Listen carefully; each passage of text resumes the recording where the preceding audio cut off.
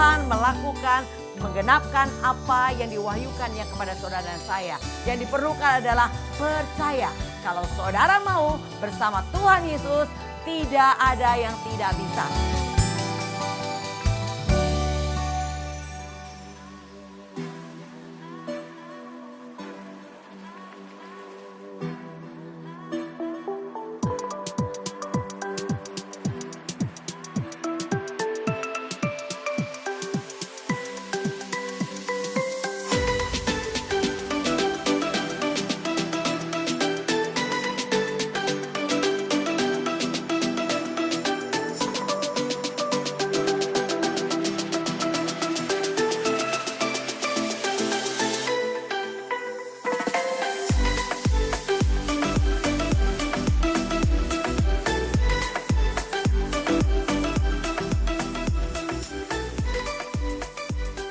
Shalom, salam jumpa kembali sahabat penerobos. Hari ini kita akan masuk dalam satu tema, menjadi saksinya Tuhan.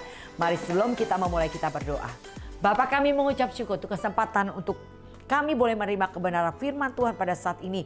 Berfirmanlah buat kami dengan pewahyuan hikmat dan kuasa Roh Kudus, agar kami mengerti isi hati Tuhan di penghujung akhir zaman ini. Terima kasih Tuhan, dalam nama Tuhan Yesus kami siap mendengarkan. Haleluya, amin. Ya, puji Tuhan. Sahabat penerobos, ayat bacaan kita yaitu dari Matius 28 ayat 19 sampai dengan 20.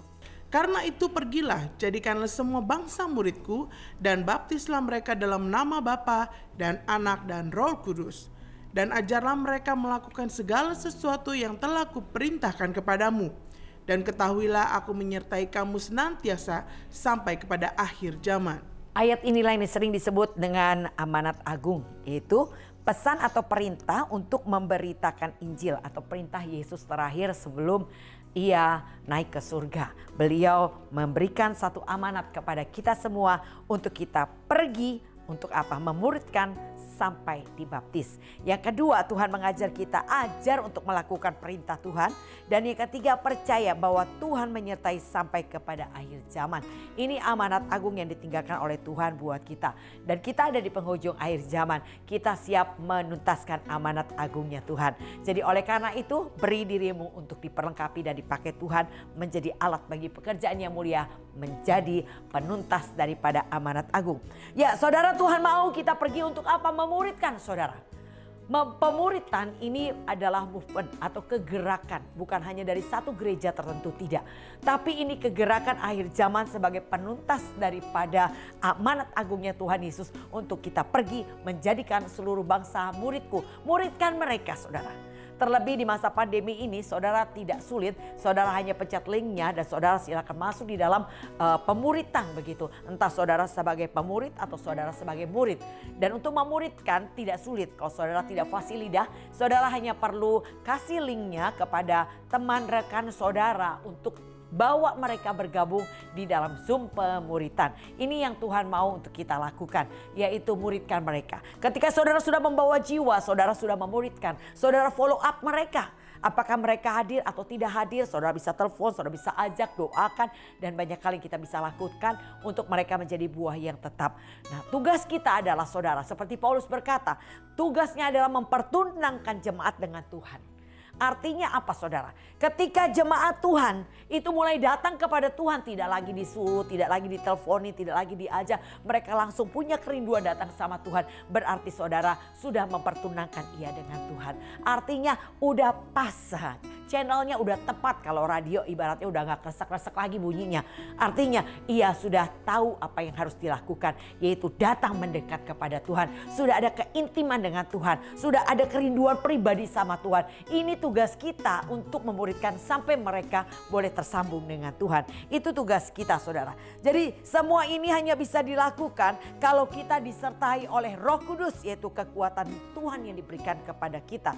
Karena Roh Kudus adalah penolong yang diberikan seperti dikatakan Yohanes 14 ayat 26. Tetapi penghibur yaitu Roh Kudus yang akan diutus oleh Bapa dalam namaku. Dialah yang akan mengajarkan segala sesuatu kepadamu dan akan mengingatkan kamu akan semua yang telah kukatakan kepadamu. Ya, Penghibur atau Roh Kudus yang diutus oleh Tuhan kepada kita itu punya tugas untuk mengajarkan kepada saudara segala sesuatu dan juga untuk mengingatkan kita akan semua yang telah dikatakan Tuhan. Jadi saudara, ketika kita punya Roh Kudus, maka kau baca firman Tuhan akan diingatkan kembali di situasi di mana kita membutuhkannya. Roh Kudus akan mengingatkan, itulah tugas Roh Kudus. Dia menolong kita, dia itu menuntun, mengajar, membimbing, memberi solusi bagi setiap kita. Itu Roh Kudus saudara. Nah itu diberikan kepada kita. Jadi oleh karena itu yang harus kita lakukan adalah hiduplah dipimpin oleh Roh Kudus seperti dikatakan Galatia 5 ayat ke-25. Jikalau kita hidup oleh Roh, baiklah hidup kita juga dipimpin oleh Roh. Hidup kita dipimpin oleh Roh. Jadi setiap langkah kita, Roh Kudus yang pimpin kita. Tuhan yang akan menuntun apa yang harus kita lakukan. Jadi saudara, inilah yang Tuhan mau. Roh Kudus akan memampukan kita untuk bersaksi dengan level tingkatan kepercayaan yang semakin bertambah-tambah. Jika kita tetap ada dalam pimpinan Roh Kudus, Tuhan akan membawa saudara untuk menjadi berkat di lingkungan Yerusalem, artinya di dalam keluarga. Yudea, lingkungan di sekeliling rumah kita atau di sekeliling kita orang-orang percaya. Dan Samaria sampai orang, yaitu kepada orang atau jiwa-jiwa yang belum mengenal Tuhan. Saudara akan menjadi saksinya Tuhan. Sampai ke ujung-ujung bumi, saudara akan diberi kepercayaan untuk memberitakan Injil, memberitakan menjadi saksinya Tuhan sampai ke bangsa-bangsa. Nah ini suatu kepercayaan, tingkatan level kepercayaan yang Tuhan berikan. Kalau kau bisa dipercaya dalam hal yang kecil, Tuhan akan percayakan dalam level lebih dan lebih dan lebih lagi kepercayaan yang Tuhan berikan kepada saudara dan saya. Jadi untuk bisa menjadi saksinya bukan kekuatan saudara. Satu hari saya berdoa satu pagi kepada Tuhan untuk saya boleh diberi kesempatan melayani di penjara. Karena pada saat itu saya belum terlibat langsung dalam pelayanan penjara. Tapi saya rindu untuk terlibat melayani. Jadi saya bergabung dengan PGI waktu itu merayakan Paskah di penjara Pondok Bambu. Dan ketika saya bersama-sama dengan beberapa teman ada di sana, lalu diberi kesempatan siapa yang mau ikut berbagi makanan nasi kotak ke sel demi sel begitu. Saya langsung mendaftar dan saya ikut terlibat saudara. Dan apa yang terjadi waktu saya ada di satu sel, tiba-tiba Roh Tuhan menguasai saya, memberi keberanian untuk saya berkata kepada mereka yang ada di sel, saudara-saudara, 2000 tahun yang lalu Tuhan sudah mati buat saudara dan saya. Dan saya memberitakan Injil dengan penuh keberanian. Orang-orang lain sudah pindah ke sel lain. Saya masih ada di situ saudara. Dan saya akhirnya minta izin kepada pengawas untuk beri izin saya untuk berdoa buat mereka. Dan ketika saya memberitakan itu, Tuhan beri keberanian. Saya berdoa untuk mereka. Yang di sini ada tatonya. Mereka menangis di lawat Tuhan. Dan saya dari satu ke sel dengan penuh keberanian saya memberitakan tentang Tuhan Yesus. Ketika selesai dari situ teman saya bilang, ya ampun Lydia, kamu gak takut kalau dilemparin batu, kalau dia apa-apain? Enggak. Saya baru ngerti apa yang dirasakan oleh Stefanus. Saya baru mengerti apa yang dirasakan oleh Stefanus ketika ia memberitakan Injil, dilempar batu, dia tetap memberitakan Injil karena gak ada lagi ketakutan saudara. Pada saat Roh Kudus memenuhi dan menguasai hidup kita, pada saat itu Tuhan juga yang memberi keberanian kepada kita untuk memberitakan Injil. Jadi Tuhan memberi keberanian untuk kita beritakan Injil saudara. Jadi yang diperlukan, maukah kau diperlengkapi, maukah kau dipakai Tuhan luar biasa. Satu hari sebetulnya kami cuma punya satu kotak Indomie untuk kami bagikan di daerah tempat pembuangan sampah di situ Bantar Gebang. Dan saat itu saya dengan beberapa teman ada di sana. Nah saya nggak tahu juga, saya percaya itu Tuhan. Saya datang ke rumah-rumah di daerah itu, saya bilang, Bapak Ibu saya kemari membawa berkat. Ngumpul ada 50 orang ngumpul mengeriungi saya saudara. Dan saya dengan penuh keberanian saya bilang bahwa saya kemari tidak membawa sembako yang hari ini dimakan dan habis. Tapi saya mau beritakan ada Tuhan Yesus. Wah saudara, saya dengan penuh keberanian berkata-kata di tengah mereka. Teman saya udah ketakutan saudara. Dan teman saya udah mau ke toilet ke belakang. Tapi Tuhan bilang kamu datang. Ada satu orang yang sudah mulai ambil tongkat untuk mau melakukan sesuatu. Tapi Tuhan bilang sama teman saya ini ajak ngobrol. Dan puji Tuhan Injil diberitakan. Mereka dapat satu bungkus Indomie. Dan Injil sudah diberitakan saudara. Kami pergi saudara. Nah jadi saya percaya sekali bahwa bukan kita tapi Tuhan memberanikan, memberi keberanian kepada kita untuk memberitakan Injil bagi kita yang mau menyambut panggilan Tuhan. Untuk kita dipakai menjadi alat bagi pekerjaan yang mulia yaitu menuntaskan amanat agung. Jadi yang diperlukan adalah saudara mau menerima panggilan Tuhan, meresponi panggilan Tuhan. Nah saudara, maka saudara akan diperlengkapi Tuhan. Dulu saya baca Alkitab itu gak ngerti-ngerti saudara. Kalau saya boleh bilang sebagai obat tidur ya itulah Alkitab. Jadi saya baca Alkitab gak jalan-jalan saudara. Di situ aja dan saya tertidur. Saya gak boro-boro bisa berani atau berkata-kata dengan untuk memberitakan Injil. Saya gak bisa. Apalagi berdoa. Kalau gak saya catat saya gak akan pernah mau berdoa. Jadi saudara, saya percaya ketika Tuhan melawat saya dalam sebuah KKR, disitulah awal panggilan Tuhan. Dan saya meresponi panggilan Tuhan dengan berkata, iya Tuhan ini saya mau Tuhan pakai, saya mau diperlengkapi Tuhan untuk beritakan Injil. Sampai satu hari Roh Kudus dengan sangat kuat meminta saya untuk meninggalkan pekerjaan saya untuk memberitakan Injil, melayani dia sepenuh waktu. Saya bilang, Tuhan saya mau Tuhan. Saya nangis, saya bilang, Tuhan saya mau Tuhan. Dan saat itu Tuhan menggerakkan saya pergi ke bos saya dan berkata bahwa saya menemukan bahwa Tuhan itu hidup. Dia ubah hidup saya, dia pulihkan keluarga saya. Tidak ada apa saya berikan selain satu, saya melayani Tuhan. Saya mengundurkan diri dari pekerjaan saya berkata demikian. Dan sejak tahun 1998 di awal 99, saya memberi hidup saya untuk melayani Tuhan sepenuh waktu sampai hari ini. Saya mau katakan, tidak pernah saya merasa kecewa melayani dia. Sampai hari ini saudara, saya bangga boleh diperlengkapi dan dipakai Tuhan sampai hari ini. Saya tiara memohon kepada Tuhan agar Tuhan kiranya mempercayakan pelayanan ini kepada saya. Sampai saya menuntaskan amanat agung. Memberitakan Injil, menceritakan keajaiban Tuhan. Menceritakan kedahsyatan Tuhan. Menceritakan kasih dan pengorbanan Tuhan. Jadi saudara, maukah saudara dipakai untuk menuntaskan amanat agung? Bukan karena engkau bisa, bukan karena engkau fasih lidah, bukan karena engkau mampu. Kita tahu bagaimana Musa, bagaimana Yesaya. Dia berkata bahwa mereka tidak fasih lidah. Mereka nggak bisa dengan fasih berkata-kata. Tetapi Tuhan pakai mereka. Jadi karena Tuhan berkata, lidah itu dari siapa? Perkataan itu dari siapa? Tuhan yang memampukan kita. Tuhan yang memperlengkapi kita. Dan itu saya mengalami secara pribadi. Bagaimana ketika saya respon dikatakan Tuhan ini saya mau. Tuhan mulai memperlengkapi saya berdoa. Tuhan memperlengkapi saya untuk mengerti isi firman Tuhan. Tuhan memperlengkapi saya dengan kata-kata hikmat saudara. Jadi kalau saudara yang diperlukan adalah maukah kau menyambut panggilan Tuhan? Tuhan akan segera memperlengkapi, menangkap saudara, memperlengkapi saudara. Karena ini adalah waktu yang terakhir. Dikatakan penuaian yang terbesar dan terakhir kalau kita sebut Pentakosta ketiga. Ini yang kita nantikan, saat itu pasti tiba.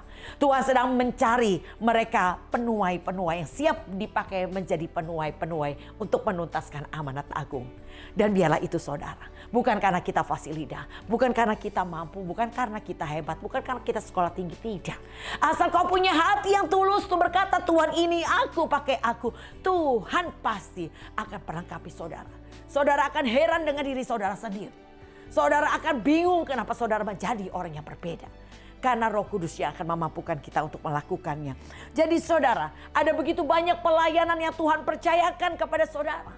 Asal kau bisa dilihat Tuhan, perkara kecil dipercayakan Tuhan dalam melayani. Engkau melakukannya dengan penuh tanggung jawab. Tuhan akan percayakan lebih dan lebih dan lebih lagi. Saya memulainya di Komsel saudara, di Cool Family Altar dulu katakan. Dan saya bertekun di dalamnya, saya nggak pernah bolos karena apapun selama saya ada nggak pergi keluar kota, saya pasti ada di situ, saya pasti akan hadir. Tidak ada alasan sakit, sibuk dan urusan apapun, karena saya prioritaskan jam-jam di mana saya ibadah itu menjadi prioritas buat saya. Dan ketika saya terus melakukan, Tuhan mulai mempercayakannya. Ketika anak saya mulai bersekolah di satu sekolah, di situ saya sambil menunggu anak saya sekolah, tiba-tiba Tuhan menaruhkan hati untuk saya boleh membuka persekutuan doa di sekolah itu.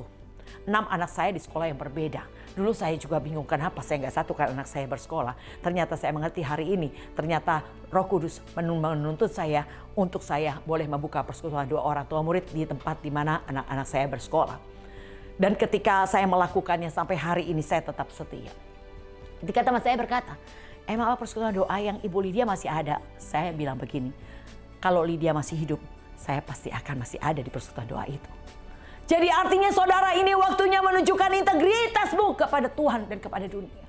Bahwa kita orang yang punya integritas. Kita yang sudah memulai, kita tidak akan mengakhiri sampai Tuhan Yesus datang. Apa yang Tuhan percayakan biarlah hendaknya Tuhan mempercayakan itu terus kepada saudara sampai saudara menyelesaikannya.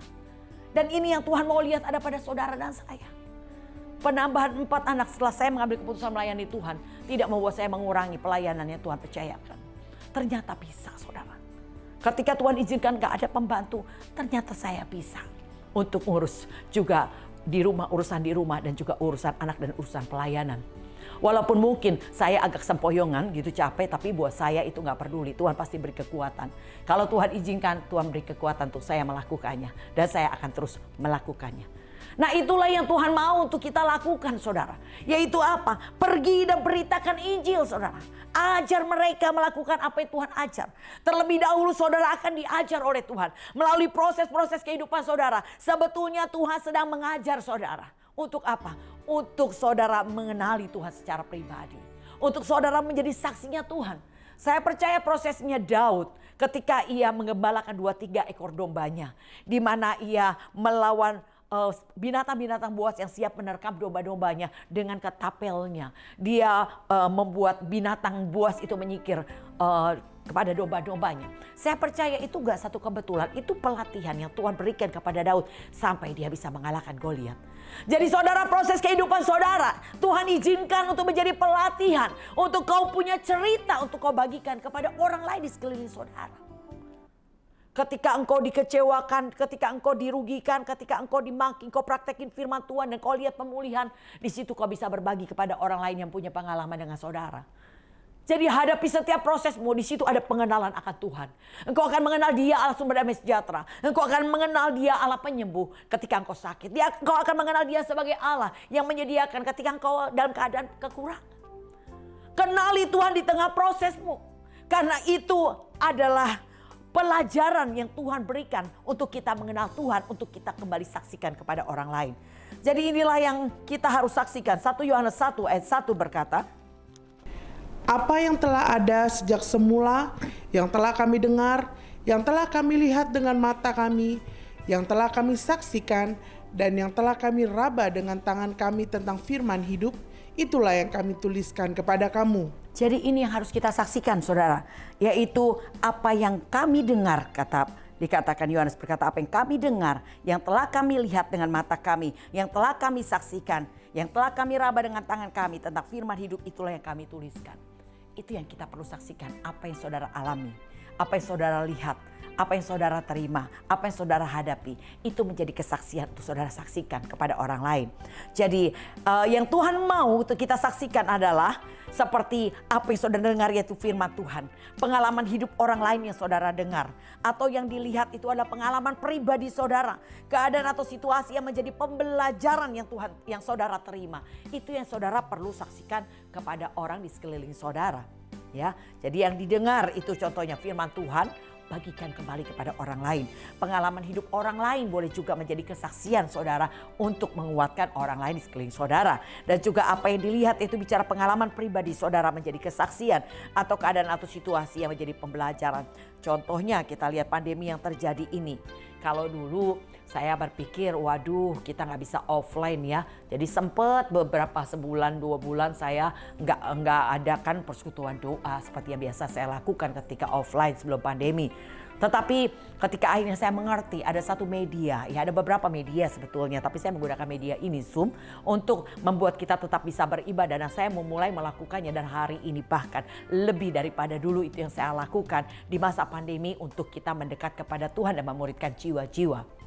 Jadi saudara, saya percaya Tuhan sudah menyediakan solusi untuk setiap masalah yang ada di depan kita untuk membuat kita dekat sama Tuhan.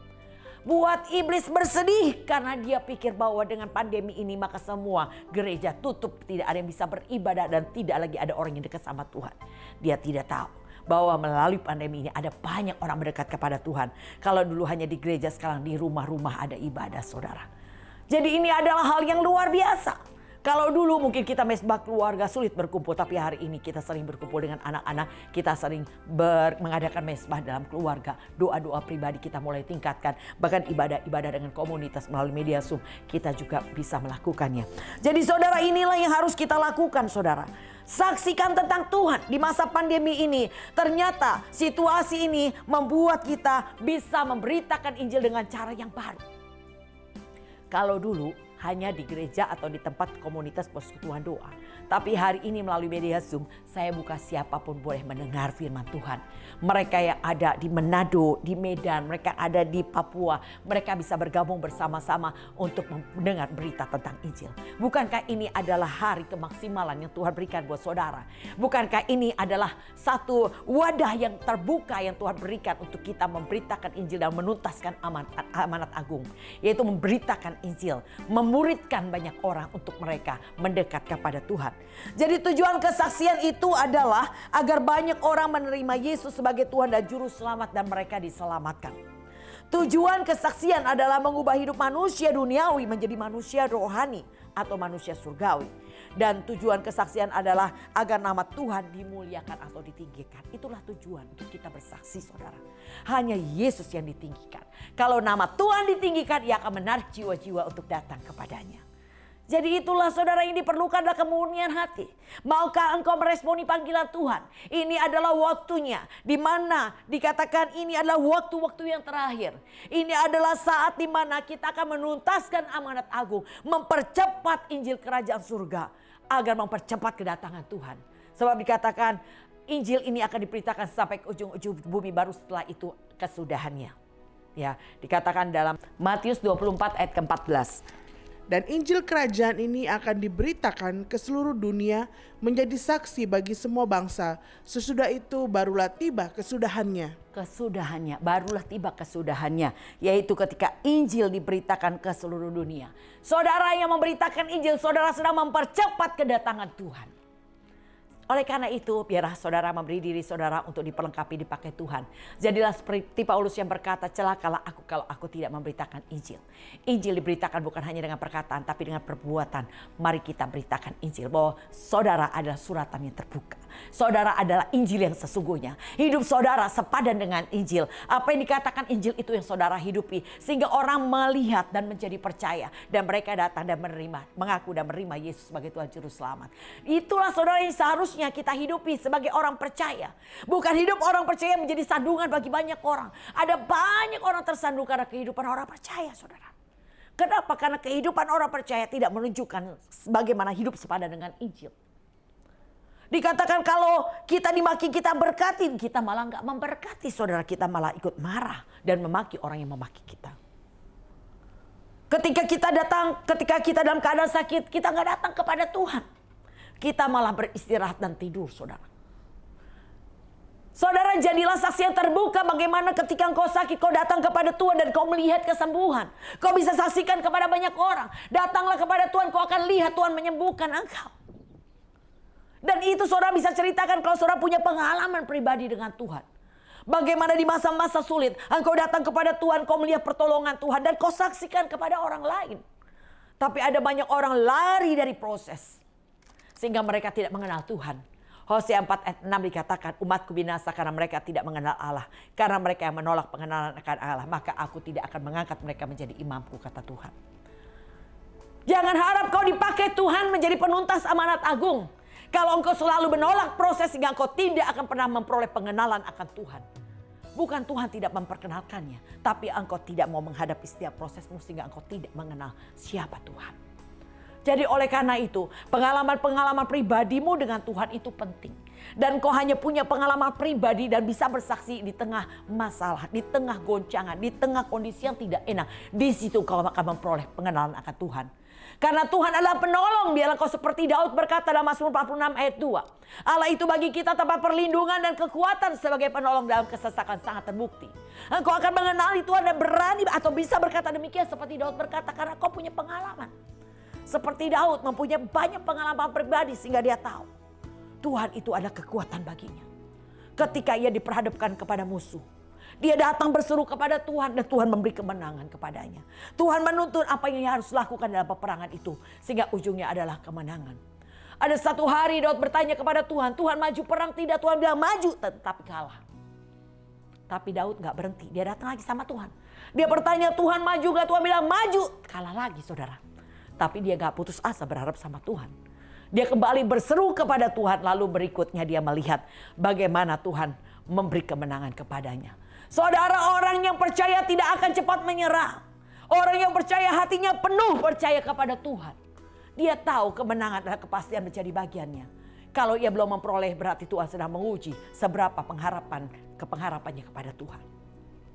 Jadi oleh karena itu kau akan punya banyak kesaksian yang kau akan bagikan, kau akan ceritakan, kau akan saksikan kepada orang lain melalui proses kehidupanmu. Hadapi setiap prosesmu dan sambutlah, responilah panggilan Tuhan untuk menjadi penuntas amanat agung. Menjadikan seluruh bangsa muridku mulai saat ini dengan mengajak banyak orang untuk datang kepada Tuhan. Saudara hanya perlu copy paste linknya dan ajak mereka untuk bergabung. Demikian sahabat penerobos, biarlah Tuhan menyertai sahabat penerobos dengan kekuatannya, dengan perlindungan dan penyertaannya ketika kau datang kepada Tuhan. Beri hidupmu kepada Tuhan. Katakan, ini aku, pakai aku menjadi alatmu bagi penuntas amanat agung. Saya akan berdoa buat sahabat penerobos. Bapa, saat ini kami berseru memohon kepada Tuhan. Kiranya Tuhan, Engkau mengurapi setiap kami sahabat penerobos yang ada. Untuk kami diperlengkapi, dipakai bagi pekerjaan-Mu yang mulia. Kami mau menjadi alat-Mu Tuhan, menjadi penuntas amanat agung, menjadi saksi-Mu, memuridkan ada banyak orang supaya banyak orang menjadi percaya bahwa ada Tuhan sehingga mereka boleh diselamatkan. Terima kasih untuk kuasa-Mu, pengurapan Tuhan turun atas kami semua dalam nama Tuhan Yesus. Haleluya, haleluya. Ya sahabat penerobos, saya tetap memberi kesempatan kepada sahabat penerobos untuk ikut ambil bagian di dalam komunitas kami, pemuritan maupun doa pagi sebagai kekuatan untuk saudara menjalankan sepanjang hari saudara. Saya percaya ketika saudara pagi hari datang kepada Tuhan, satu hari Tuhan berkata, Lydia, 1,5 jam yang kau berikan kepadaku akan memberi kekuatan kepadamu 22,5 jam yang kau akan lalui ke depan dengan kemenangan lepas kemenangan. Saya yakin saudara, waktu saudara datang kepada Tuhan, maka menyerahkan hidupmu kepada Tuhan sepanjang hari hidupmu dalam rencana Tuhan. Walaupun tidak enak sekalipun, itu ada bagian rencana Tuhan yang membawa engkau kepada tujuan akhir. Damai sejahtera hari depanmu yang penuh harapan. Jadi yang diperlukan adalah sahabat penerobos, responi panggilan Tuhan. Terimalah panggilan Tuhan dan katakan, ini aku, utus aku. Aku siap jadi messengermu di Pentakosta ketiga. Dan percayalah, Tuhan akan memperlengkapi engkau dengan banyak pengalaman dan kesaksian. Melalui proses pembentukan, ada saudara akan memiliki kesaksian melalui proses dan pembentukan di dalam hidupmu. Dan kesaksian itu yang akan saudara bagikan. Saudara akan ceritakan apa yang saudara lihat, apa yang saudara dengar. Biarlah itu menjadi kesaksian bagi banyak orang bahwa Tuhan menolong saudara, Tuhan juga menolong mereka. Begitu saudara. Oke, Tuhan Yesus memberkati buat sahabat penerobos. Tetap semangat, tetap berjuang, jangan pernah menyerah. Dan minta Tuhan agar Tuhan memperlengkapi dan memakai engkau sebagai penuntas amanat agung. Tuhan Yesus memberkati. Salam GOB.